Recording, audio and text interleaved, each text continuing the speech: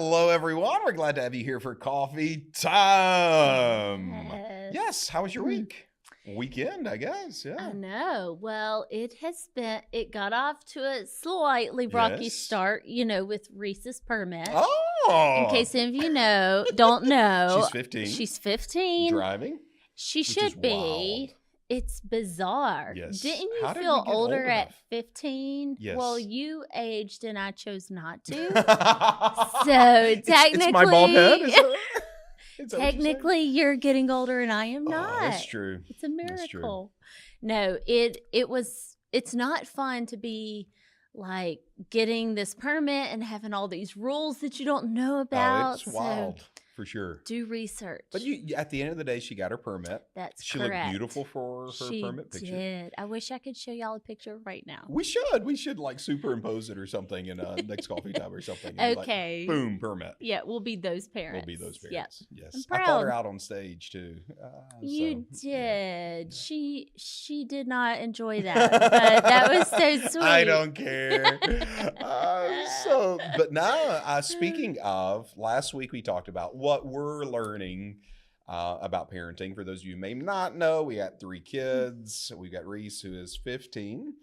We've got Mhm. Boston, who will be 14. Good. Soon. You're doing good. Yes. And Ben, who is 8, who will be 9 in a couple of Yes. weeks. So Unbelievable. it's wild to see how our family has grown, and I'm learning a Yeah. lot in parenting right now. Last week we talked about what you were learning in Mhm. parenting right now, and you named 2 things. You said, one, to really compose yourself before giving correction, that I Yeah. don't want to come out in this emotional state and have my kids remember that my mom or dad was Lost their cool. but to Yeah. also be understanding of like, Yeah. I am emotional and that's not bad. Like, Right. I've had a stressful day. I've had a lot going on at work. There's a lot going on Mhm. in family. So before I have this conversation, let me go to a place of peace. Yes. We say it all the time, but it's a golden rule in our family. I say it all the time in preaching. When emotion is high, wisdom is Wisdom's low, low. which means when emotion is high, I do not need to open up my mouth. Mhm.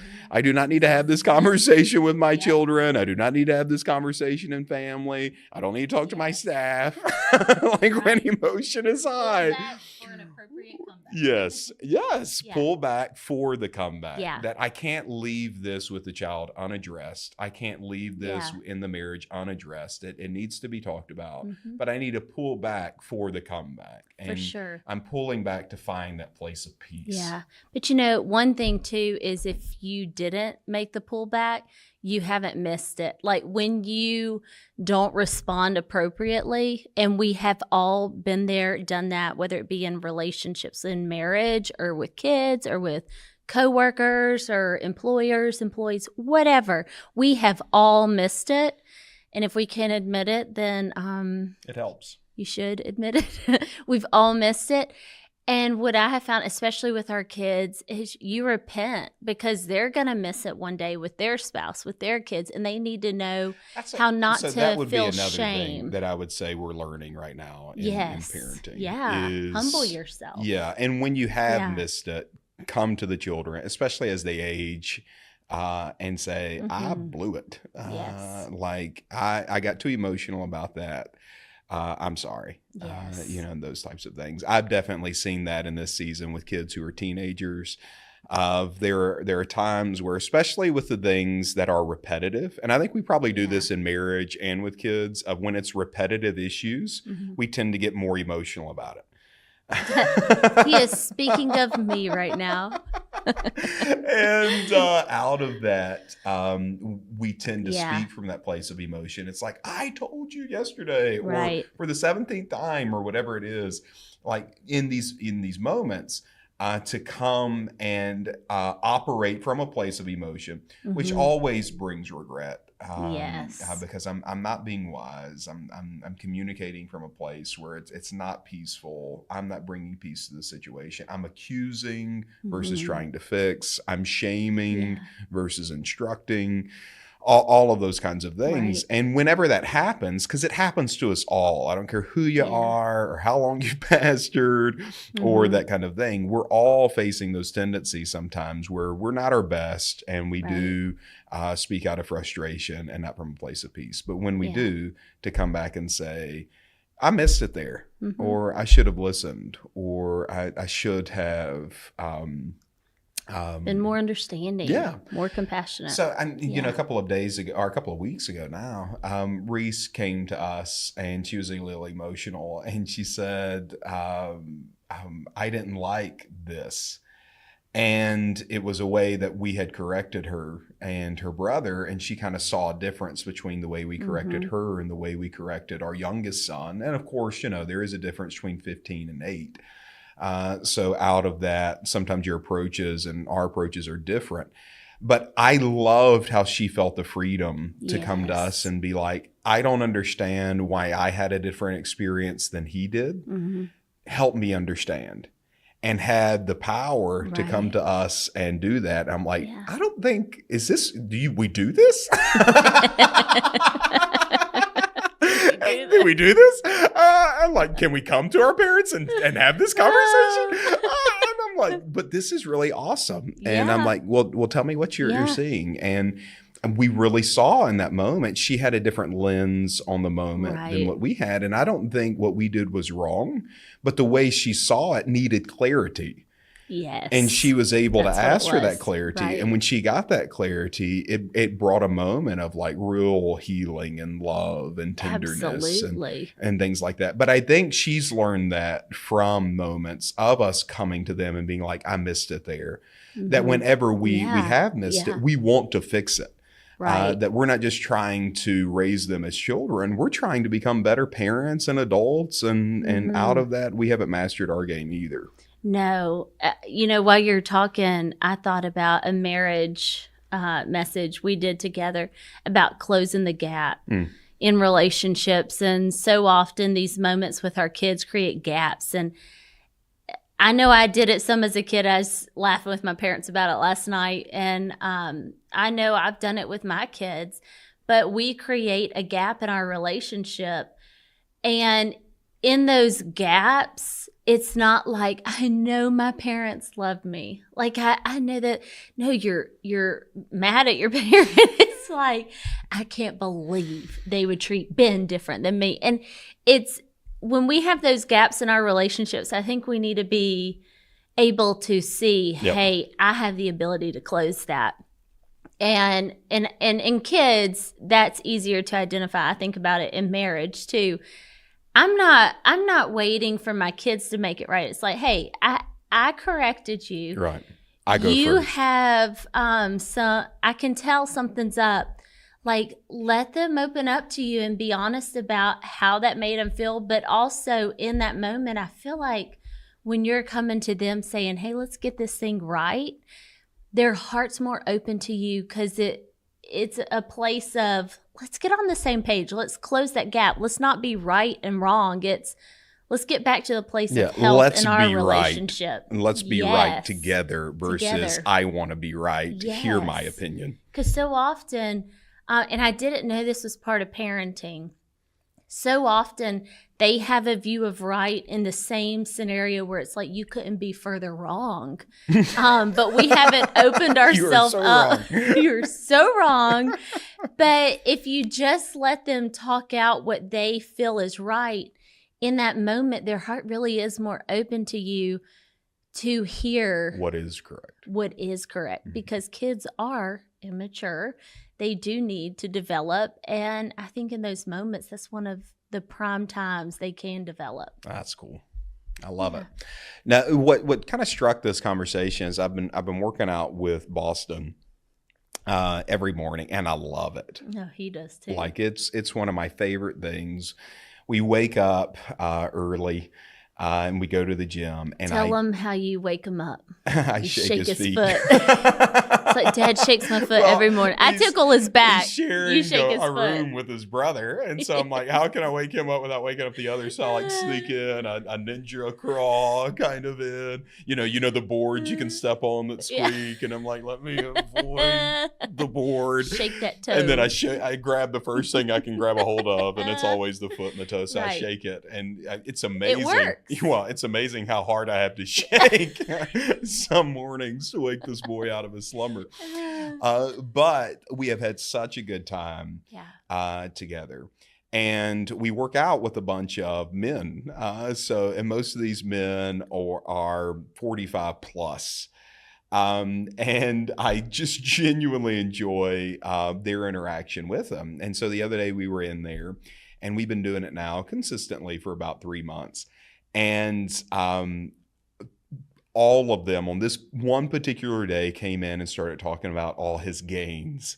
And you look at him, it's like, man, even today I'm looking at him, I'm like, oh gosh. Like I was looking at his back, and I'm like, you're about to pass me, with what you can do here. I look real good, but you're getting there. No, I meant with the weight. Don't want that. Yeah. Older you get, you don't want that. So anyway, I'm watching this, and these men came up to him and were complimenting his muscle growth. And I kid you not, it was like the Holy Spirit just spoke to my heart, and and just said to me, they see the development of muscles. I see the development of a man. Oh. And I almost started crying, because I'm like, I'm having all these interactions with him where we're talking about consistency matters more than intensity. Yeah. That over the last 3 months, how many people do you see come in here once a week and they have intensity, but they miss consistency, and you don't see any gains in them? They're lifting the same thing they were lifting last week. Why? Because intensity doesn't matter as much as consistency. Learning to be consistent, learning to come when you don't feel like coming, learning to get out of bed when you don't want to get out of bed. Yes. Consistency matters more than intensity. Or lessons on attitude or hard work, or any of these types of things that have come up, or are learning that body exercise profits little. But, in the way to the car, me talking to him about what I got in my morning devotional before the workout. Yes. All those types of things. And it has just seen me of like, we are developing men and women, and out of that, to treat and honor that as such, and to strategically, for me, I'm working out to share that activity with them, or having coffee, sharing that activity with them. But we have to get the older that they get, face-to-face time. Yes. Because face-to-face time, we say it a lot, but face-to-face time is heart-to-heart time. And so often that's what these kids need. They need, just like we need time in God's presence, our children need time in our presence. Yes. And to fight for that, however we can in the lives of each one of these children. And I know as parents, it's really hard to do sometimes, because we're busy. You're working at the church now, so our lives are busier than ever. And that's a new ball game for our children, to have two parents who are working and having that dynamic, because for so long you were stay at home and that type of thing, which was amazing. But our kids have gotten older, and we've developed passions for things, and that's exciting. But at the same time, we know what it's like for both of us to come home now tired, to a house that still needs a lot of work, and kids who still need attention. Yes. And so oftentimes, I just felt this in my heart just come up from the Spirit, but so oftentimes I think you're thinking they need correction, but what they need is attention. And oftentimes that behavior is a sign, not for your correction, but a sign for your attention. Man. And to take the time, I could get emotional, but to take the time to understand that. That a lot of the bad behavior that sometimes is exhibited in children is not the result of a lack of correction. Yes. It's the result of a lack of attention. Gosh, yes. And if we can just get them in our presence, get them around us, eat with them, pray with them, fellowship with them, talk to them, we can see changes be made in their actions, in their attitudes, and a lot of these things that we would feel like we have to correct. Yeah. Like attention takes intention. I mean, it seems so easy, but it really does take intentionality to, like, I just need to be with my kid. Gosh, maybe a year ago when you were put the headset on of our son playing video games and you hear all these kids just mumble, jump, like there's so much going on in his ears. I'm like, how in the world is that fun? That like makes me nervous. Like I'm panicked listening to so many voices at once. But you said it really struck you that everyone is trying to talk to our kids. They're used to fighting for someone to listen. They're used to trying to get a little louder above, the crowd. And what if we did just pull back and let them talk? Yeah.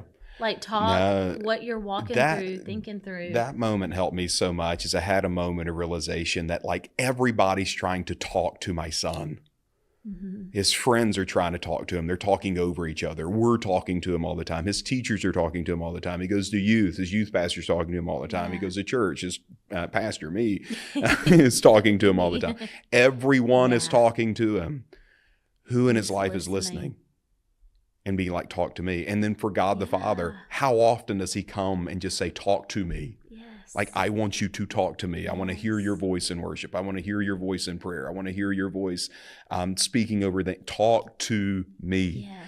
And to give that gift to our children as well. Man. So, but the older that they get, the more I see you have to fight for that. Absolutely. I just thought about a day the other day in the car with our kids, and I was a little flustered with them. I feel like I say that every coffee time. I promise. I'm not flustered that often, but I was this day again. And I was just talking. How many words do you think actually they resonated, cared about keeping? Not many, because I kept talking, and then you want to reemphasize your point. And you see they've tuned you out, so you want to talk even more. I'm like, well, they didn't get it from this side of the mountain. Let me go to this side of the mountain, and that side, and that side. And it's still like, and you come up with all these examples, and it's like, this one's going to hit. Nope. No. Mm-mm.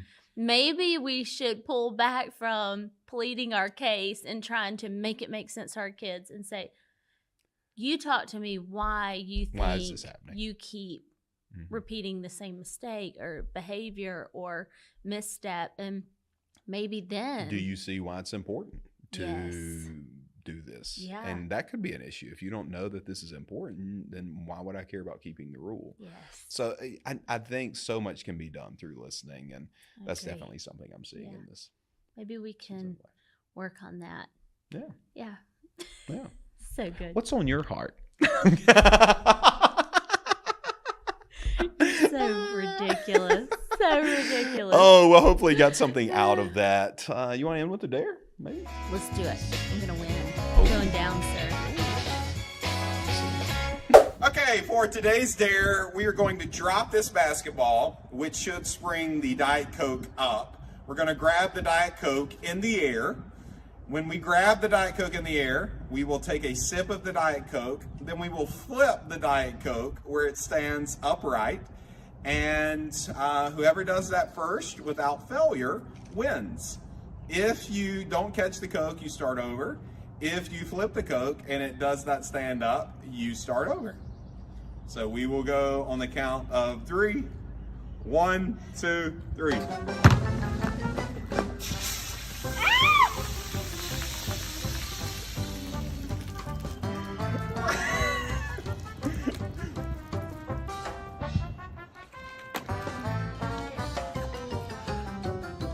Come on, Lord. Ow!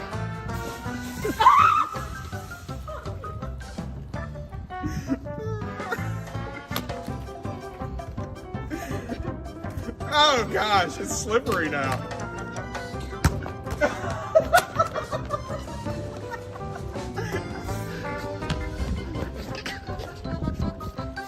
What happens when you run out of Coke? Oh gosh!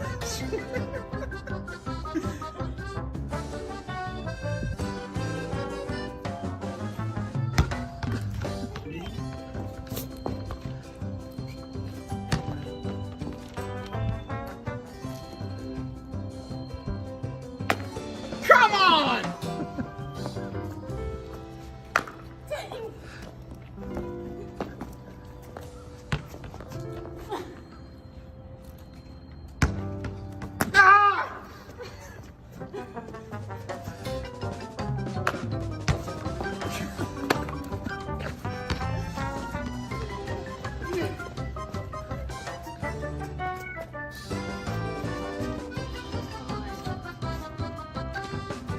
Don't mess up, Seven.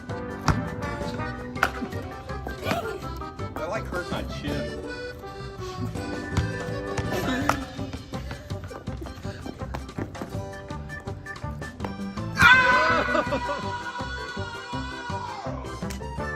Yes!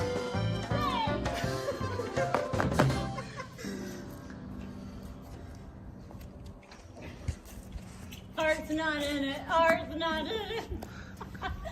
I win! I feel like that was a big victory. For everyone but you and my chin. Wow. You want to close it out? No. No, you want... I feel like you should. Well, it's fine that you won again. I really knew you were struggling. I wonder what today. the tally is of how many you've won compared to... It doesn't matter. It doesn't matter. Love is what this is all about. Yeah. We love you guys.